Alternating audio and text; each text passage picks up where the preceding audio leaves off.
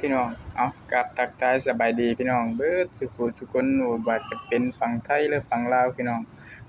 ฝากกดติดตามอ่า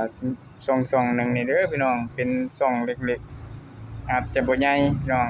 เป็นช่องเล็กๆที่เพิ่งสร้างขึ้นมาพี่น้อง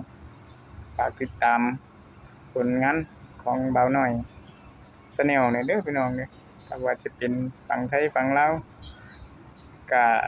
สิมาถามคร่าวๆหน่อยหนึงเนาะพี่น้องเนาะอากาศก็ร้อนพี่น้องเอ้ย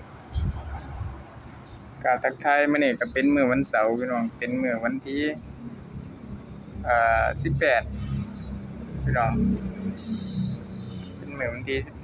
18อากาศร้อนหลังสงกรานต์มื้อนี้พี่น้องนอนยามกลางคืนนี่นอนจนบ่อยากได้แหม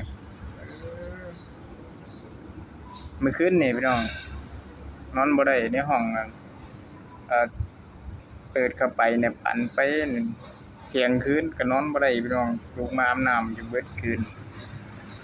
ตายแบบนี้ถ้าผู้ใดยินข่าวเขาว่าฝนก็คือจังสิตกอยู่พี่น้องแต่บ่ตกจักเทื่อแหม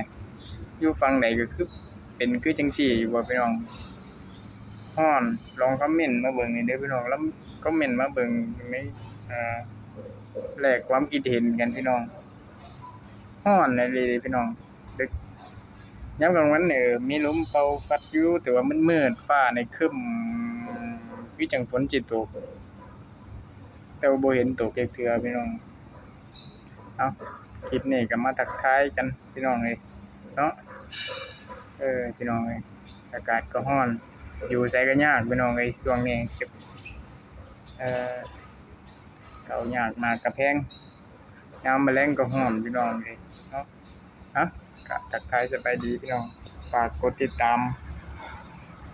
ช่องเล็กๆนี่เด้อพี่น้องเพิ่งสร้างมา